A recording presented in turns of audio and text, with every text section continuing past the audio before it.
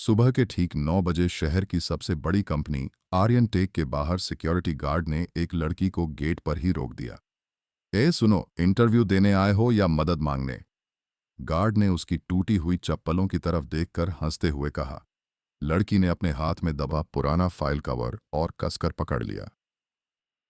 Sir, interview है, 9 बजे का टाइम है, उसने धीमी आवाज में कहा। गार्ड ने ऊपर से नीचे तक उसे देखा। फीकी सलवार, पुराना बैग, बाल भी ठीक से सेट नहीं थे। ऐसा लग रहा था जैसे कई रातों से उसने ठीक से नींद न ली हो। पास खड़े दो लड़के हंसने लगे। भाई, अब कंपनी में भीख मांगने वालों का भी इंटरव्यू होने लगा क्या? लड़की ने कुछ नहीं कहा, बस नजरें नीचे कर लीं। लेकिन अगले ही पल उसने अपने बैग से इंटरव्यू कॉल लेटर निकाला। गार्ड थोड़ी देर चुप रहा, फिर बोला, ठीक है, अंदर जाओ, लेकिन रिसेप्शन पर कोई ड्रामा मत करना। लड़की धीरे धीरे अंदर चली गई। उसका नाम था निशा, लेकिन किसी को नहीं पता था कि आज उसी लड़की के साथ ऐसा होने वाला है जो पूरी कंपनी की सोच बदल देगा। निशा जैसे ही रिसेप्शन पर पहुंची, वहां बैठे लोग उसे देखकर फुसफुसाने लगे। यार, ये सच में इंटरव्यू देने आई है? इसकी चप्पल देखकर लगता है गलत बिल्डिंग में आ गई। निशा ने सब सुना, लेकिन चुप रही। उसने रिसेप्शनिस्ट से कहा, मैम, मेरा इंटरव्यू है। रिसेप्शनिस्ट ने बिना उसकी तरफ देखे पूछा, एक्सपीरियंस? फ्रेशर हूं। रेफरेंस? कोई नहीं। रिसेप्शनिस्ट ने पहली बार सिर उठाकर उसे देखा और हल्की हंसी दबाते हुए बोली, बैठ जाओ, नाम आने पर बुलाएंगे। वह जाकर कोने वाली कुर्सी पर बैठ गई। बाकी सभी उम्मीदवार महंगे कपड़ों में थे। किसी के हाथ में आईफोन था, कोई अंग्रेजी में जोर जोर से बात कर रहा था, और निशा बार बार अपनी टूटी हुई चप्पल को सीट के नीचे छिपाने की कोशिश कर रही थी। तभी एक लड़का उसके पास आकर बैठा। तुम सच में यहां जॉब लेने आए हो? उसने हंसते हुए पूछा। निशा ने धीरे से कहा, हां, क्वालिफिकेशन बीकॉम है, बस। लड़का मुस्कुराया। यहां बड़े बड़े धुरंधर रिजेक्ट हो जाते हैं। निशा चुप रही। लड़का फिर बोला, वैसे कॉन्फिडेंस अच्छा है तुम्हारा, मैं होता तो ऐसी हालत में घर से बाहर ना निकलता। इतना कहकर वह अपने दोस्तों के पास जाकर हंसने लगा। निशा ने नजरें फेर लीं। उसकी आंखों में हल्की नमी थी, लेकिन वह रोना नहीं चाहती थी, क्योंकि उसे अपनी मां की बात याद थी। बेटा, गरीब होना शर्म की बात नहीं, हार मान लेना शर्म की बात है। उसी समय उसका फोन वाइब्रेट हुआ। स्क्रीन पर मां लिखा था। निशा तुरंत बाहर चली गई। हाँ मां, उधर से कमजोर आवाज आई। बेटा, इंटरव्यू शुरू हुआ? अभी नहीं मां। कुछ खाया तूने? निशा कुछ सेकंड चुप रही। असल में उसने सुबह से कुछ नहीं खाया था। घर में सिर्फ 2 रोटियां बची थीं, जो उसने अपनी मां और छोटे भाई को खिला दी थीं। हाँ मां, खा लिया, उसने झूठ बोला। देख, डरना मत, भगवान सब ठीक करेगा। निशा की आंखें भर आईं। हाँ मां। कॉल कटते ही उसने जल्दी से अपनी आंखें पोंछ लीं, फिर वापस अंदर चली गई। तभी रिसेप्शनिस्ट ने आवाज लगाई, निशा शर्मा। वह तुरंत खड़ी हो गई। उसका दिल बहुत तेज धड़क रहा था। वह इंटरव्यू रूम के बाहर पहुंची। अंदर जाने से पहले उसने अपनी टूटी हुई चप्पल की तरफ देखा और धीरे से उसे ठीक किया। फिर दरवाजा खटखटाया। मे आई कम इन सर? अंदर 3 लोग बैठे थे। बीच में कंपनी के एचआर हेड विक्रम मेहरा थे। जैसे ही निशा अंदर आई, विक्रम की नजर सबसे पहले उसकी चप्पलों पर गई। उसने बाकी दोनों इंटरव्यूअर्स की तरफ देखा और हल्का मुस्कुराया। Sit down. निशा धीरे से कुर्सी पर बैठ गई। दोनों लोग भी उसकी तरफ देखने लगे। उस आदमी ने कांपती आवाज में पूछा, यह फोटो तुम्हारे पास कहां से आया? निशा धीरे धीरे पलटी। कमरे में बैठे तीनों लोग अब उसी फोटो को देख रहे थे। तीसरे इंटरव्यूअर, जिनका नाम राजीव सक्सेना था, अपनी कुर्सी से आधे उठ चुके थे। उन्होंने फिर पूछा, यह फोटो तुम्हारे पास कहां से आया? उनकी आवाज पहले से ज्यादा गंभीर थी। निशा ने फाइल खोली और फोटो बाहर निकाला। वह पुराना, हल्का सा मुड़ा हुआ फोटो था, जिसमें एक छोटी बच्ची, एक महिला और एक आदमी खड़े थे। निशा ने धीरे से कहा, सर, ये मेरे पापा हैं। राजीव के चेहरे का रंग बदल गया। उन्होंने तुरंत हाथ बढ़ाया। जरा मुझे दिखाना। निशा ने फोटो उनकी तरफ बढ़ा दिया। राजीव उसे बहुत ध्यान से देखने लगे। उनकी आंखों में अजीब सी बेचैनी थी। विक्रम ने हंसते हुए पूछा, सर, जानते हैं क्या इन्हें? राजीव ने जवाब नहीं दिया। बस फोटो को देखते रहे। फिर उन्होंने अचानक निशा से पूछा, तुम्हारे पापा का नाम क्या था? राघव शर्मा। यह नाम सुनते ही राजीव पूरी तरह चुप हो गए। कमरे में कुछ सेकंड के लिए सन्नाटा छा गया। विक्रम अब थोड़ा गंभीर हो चुका था। सर, सब ठीक है? राजीव धीरे से कुर्सी पर बैठ गए। फिर निशा से बोले, तुम बाहर वेटिंग एरिया में बैठो और कहीं मत जाना। निशा हैरान थी। अभी कुछ मिनट पहले वही लोग उसे रिजेक्ट कर चुके थे और अब अचानक यह बदलाव। लेकिन उसने कुछ नहीं पूछा। वह धीरे से बाहर चली गई। जैसे ही दरवाजा बंद हुआ, विक्रम ने तुरंत पूछा, सर, आखिर बात क्या है? राजीव ने गहरी सांस ली। आज से करीब 18 साल पहले मैं सड़क पर मरने वाला था। दोनों इंटरव्यूअर चौंक कर उनकी तरफ देखने लगे। एक एक्सीडेंट हुआ था। लोग वीडियो बना रहे थे, लेकिन कोई अस्पताल ले जाने को तैयार नहीं था। राजीव की आवाज भारी हो गई। तब एक आदमी आया। फटे कपड़े थे उसके पास, लेकिन दिल बहुत बड़ा था। उन्होंने फोटो की तरफ देखा। वह आदमी था राघव शर्मा। विक्रम धीरे धीरे गंभीर होता जा रहा था। राजीव बोले, उसने मुझे अपनी गोद में उठाकर अस्पताल पहुंचाया था, अपना खून तक दिया था, जबकि वह खुद एक मजदूर था। कमरे में फिर चुप्पी छा गई। अगर उस दिन वह न होता तो मैं आज जिंदा नहीं होता। विक्रम अब असहज महसूस करने लगा। उसे कुछ देर पहले बोले अपने शब्द याद आने लगे। कंपनी को स्टैंडर्ड्स चाहिए। राजीव ने उसकी तरफ देखा और बोले, आज उसी आदमी की बेटी को हम चप्पलों की वजह से रिजेक्ट कर रहे थे। विक्रम ने नजरें झुका लीं। उधर बाहर बैठी निशा बार बार घड़ी देख रही थी। बाकी उम्मीदवार अब भी उसे अजीब नजरों से देख रहे थे। एक लड़की अपने दोस्त से धीरे से बोली, लगता है अंदर कुछ गड़बड़ कर दी इसने।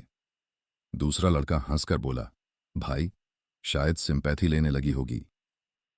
निशा ने सब सुना, लेकिन इस बार उसे बुरा नहीं लगा, क्योंकि उसके दिमाग में सिर्फ एक ही बात चल रही थी। अगर आज नौकरी नहीं मिली तो घर का किराया कैसे भरेगी? माँ की दवाइयाँ कैसे आएंगी? छोटे भाई की स्कूल फीस कैसे जमा होगी? उसने धीरे से अपना बैग खोला। अंदर सिर्फ 120 रुपये बचे थे। उसकी आंखें भर आईं। तभी रिसेप्शनिस्ट उसके पास आई। अब उसके चेहरे का एटीट्यूड पहले जैसा नहीं था। मैम, सर ने आपको फिर से अंदर बुलाया है। निशा चौंकी। मुझे? जी। पूरा वेटिंग एरिया उसे देखने लगा। जो लोग कुछ देर पहले उसका मजाक उड़ा रहे थे, अब हैरानी से उसे देख रहे थे। निशा धीरे धीरे फिर इंटरव्यू रूम की तरफ बढ़ी। उसका दिल तेज धड़क रहा था। जैसे ही वह अंदर पहुंची, माहौल पूरी तरह बदल चुका था। इस बार राजीव खुद खड़े हुए। आओ बेटा, बैठो। बेटा, यह शब्द सुनकर निशा खुद चौंक गई। विक्रम और बाकी लोग अब बिल्कुल शांत थे। राजीव ने धीरे से पूछा, तुम्हारे पापा अब कहाँ हैं? निशा कुछ सेकंड चुप रही। फिर उसकी आंखें झुक गईं। 5 साल पहले उनका देहांत हो गया। राजीव का चेहरा उतर गया। कैसे? फैक्ट्री में एक्सीडेंट हुआ था। कमरे में फिर सन्नाटा छा गया। निशा ने आगे कहा, उसके बाद मां बीमार रहने लगीं। मैंने पढ़ाई के साथ छोटे मोटे काम किए, किसी तरह घर चलाया। राजीव ध्यान से उसकी बातें सुन रहे थे। विक्रम अब कुर्सी पर बिल्कुल चुप बैठा था। निशा ने हल्की मुस्कान के साथ कहा, सर, पापा हमेशा कहते थे, इंसान की कीमत उसके कपड़ों से नहीं, उसके कर्म से होती है। यह सुनते ही विक्रम की नजरें नीचे झुक गईं, क्योंकि कुछ देर पहले उसने ठीक उल्टा कहा था। राजीव ने धीरे से पूछा, तुमने पहले कभी मेरा नाम सुना? नहीं सर। तुम्हारे पापा ने कभी उस एक्सीडेंट के बारे में नहीं बताया? नहीं, वह अपने किए हुए एहसान कभी बताते नहीं थे। राजीव की आंखें हल्की नम हो गईं। उन्होंने धीमे से कहा, वह सच में बहुत बड़े इंसान थे। तभी विक्रम बीच में बोला, सर, अगर आप कहें तो हम इन्हें ट्रेनी पोजीशन दे सकते हैं। लेकिन राजीव ने उसकी बात बीच में ही रोक दी। पोजीशन टैलेंट देखकर मिलनी चाहिए, एहसान देखकर नहीं। फिर उन्होंने निशा की तरफ देखा। मैं तुमसे कुछ सवाल पूछूंगा, अगर तुम काबिल हुई तभी जॉब मिलेगी। निशा ने तुरंत सिर हिलाया। जी सर। अब पहली बार इंटरव्यू सच में शुरू हुआ। राजीव ने अकाउंट्स और बिजनेस से जुड़े सवाल पूछने शुरू किए। धीरे धीरे कमरे में बैठे लोगों के चेहरे बदलने लगे, क्योंकि जिस लड़की को कुछ देर पहले सिर्फ उसकी चप्पलों से जज किया गया था, वह हर सवाल का जवाब पूरे कॉन्फिडेंस के साथ दे रही थी। विक्रम अब ध्यान से उसे देखने लगा। निशा ने प्रैक्टिकल एग्जाम्पल देकर अपने जवाब दिए। एक सवाल पर तो उसने ऐसी छोटी सी गलती पकड़ ली जो कंपनी के सीनियर स्टाफ से भी छूट गई थी। राजीव हल्का मुस्कुराए। इम्प्रेसिव। निशा के चेहरे पर पहली बार हल्की उम्मीद दिखाई दी। लेकिन तभी दरवाजा अचानक खुला। एक आदमी जल्दी जल्दी अंदर आया। उसके चेहरे पर घबराहट साफ दिखाई दे रही थी। सर, प्रॉब्लम हो गई है। राजीव तुरंत खड़े हो गए। क्या हुआ? कंपनी के मेन सर्वर का डेटा क्रैश हो गया है और आज फॉरेन क्लाइंट्स की मीटिंग भी है। विक्रम के चेहरे का रंग उड़ गया। क्या बैकअप? सर, बैकअप फाइल भी करप्ट दिखा रही है। कमरे में तनाव फैल गया। अगर आज डेटा रिकवर नहीं हुआ तो कंपनी को करोड़ों का नुकसान हो सकता था। विक्रम जल्दी से बाहर जाने लगा, लेकिन तभी निशा ने धीरे से कहा, सर, अगर आप चाहें तो मैं एक बार सिस्टम देख सकती हूं। कमरे में अचानक सन्नाटा छा गया। विक्रम तुरंत पलटा। तुम? उसके चेहरे पर साफ ताना था। यह कोई कॉलेज का प्रोजेक्ट नहीं है, पूरी कंपनी का सर्वर डाउन है। लेकिन निशा शांत रही।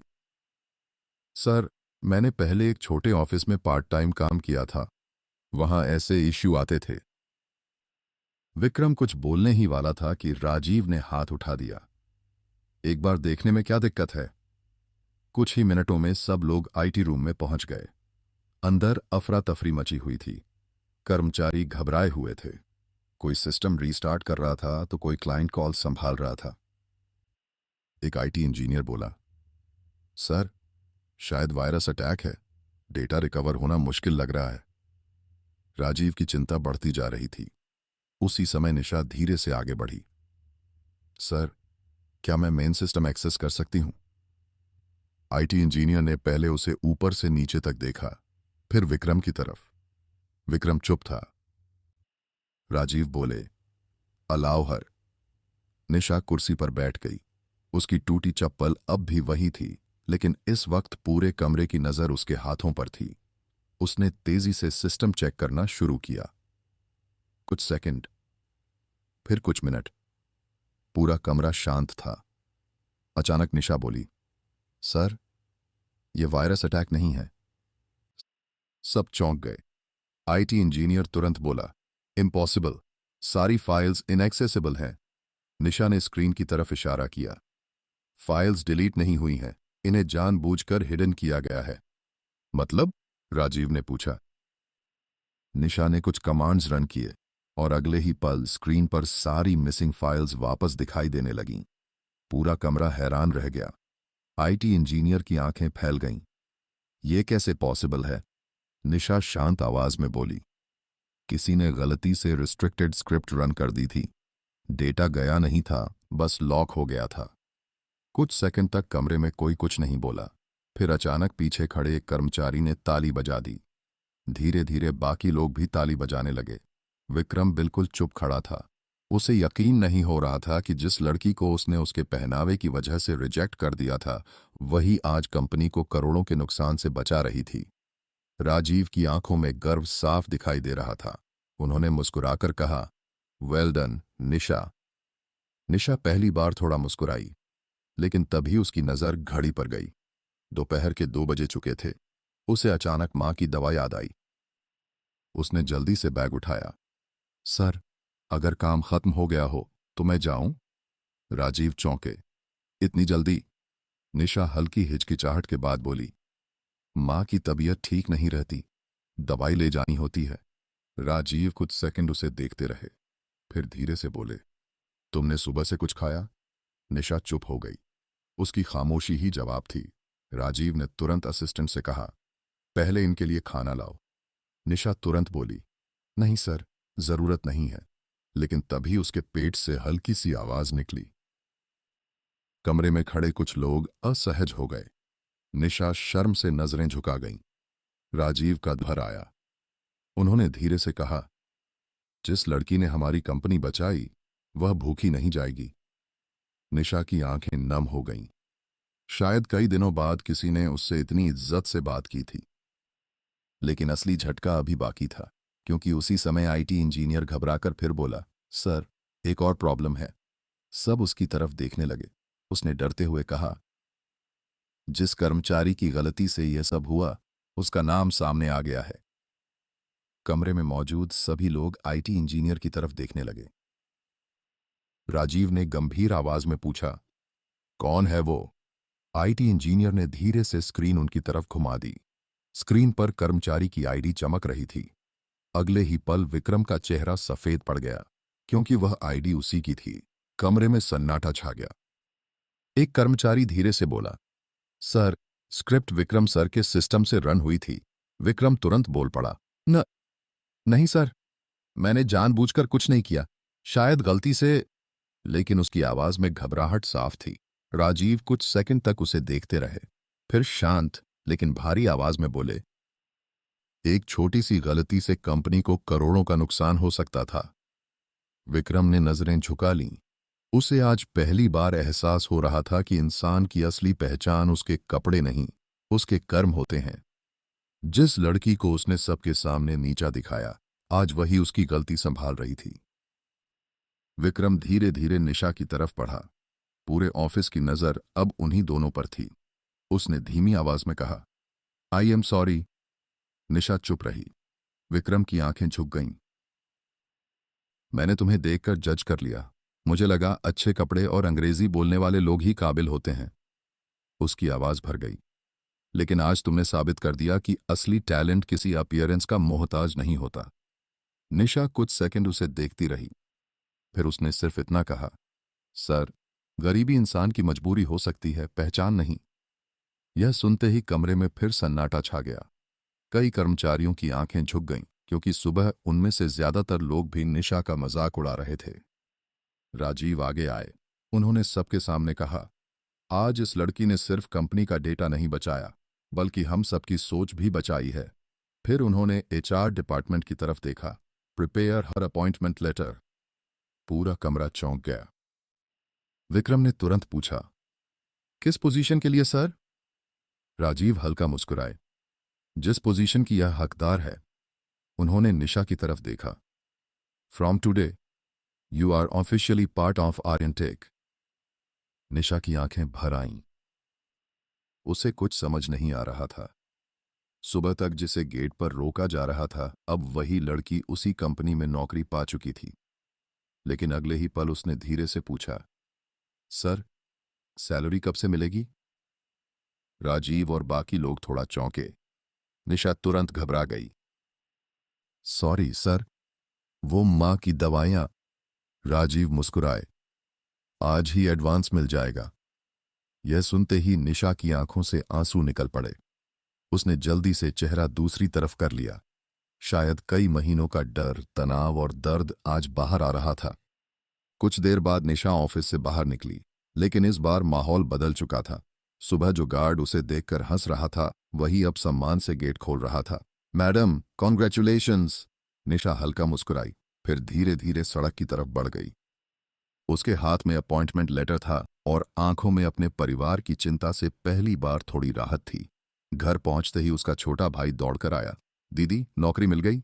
निशा ने मुस्कुराकर सिर हिला दिया। अगले ही पल उसका भाई खुशी से उससे लिपट गया। अंदर बिस्तर पर लेटी उसकी मां कमजोर आंखों से उसे देख रही थी। क्या हुआ बेटा? निशा उनकी तरफ बढ़ी और अपॉइंटमेंट लेटर उनके हाथ में रख दिया। मां, नौकरी मिल गई। मां की आंखों से आंसू निकल पड़े। उन्होंने कांपते हाथों से निशा का चेहरा पकड़ा। मुझे पता था मेरी बेटी कभी हार नहीं मानेगी। निशा अब खुद को रोक नहीं पाई। वह मां के गले लगकर रो पड़ी। उस रात उनके छोटे से घर में पहली बार सुकून था। न कोई डर, न कल की चिंता, सिर्फ उम्मीद। दूसरी तरफ विक्रम देर रात तक अपने केबिन में अकेला बैठा था। उसे बार बार सुबह वाला दृश्य याद आ रहा था। टूटी चप्पल, झुकी हुई नजरें और उसका अपना घमंड। आज उसे समझ आ गया था कि कई बार जिन लोगों को हम सबसे कमजोर समझते हैं, वही सबसे ज्यादा मजबूत निकलते हैं। क्योंकि संघर्ष इंसान को तोड़ता नहीं, मजबूत बनाता है। दोस्तों, इस दुनिया में किसी इंसान की कीमत उसके कपड़ों, पैसों या अंग्रेजी से मत लगाइए। क्योंकि टैलेंट और अच्छाई अक्सर साधारण चेहरे के पीछे छिपी होती है। अगर आज निशा हार मानकर वापस चली जाती तो शायद उसकी जिंदगी कभी नहीं बदलती। अब बताइए, क्या आपने भी कभी किसी को सिर्फ उसके कपड़ों या हालत देखकर जज किया है? अगर कहानी ने आपके दिल को छुआ हो तो वीडियो को लाइक ज़रूर करें, अपने दोस्तों और परिवार के साथ शेयर करें और ऐसे ही दिल को छू लेने वाली कहानियों के लिए हमारे चैनल सपनों का सफ़र को अभी सब्सक्राइब करें।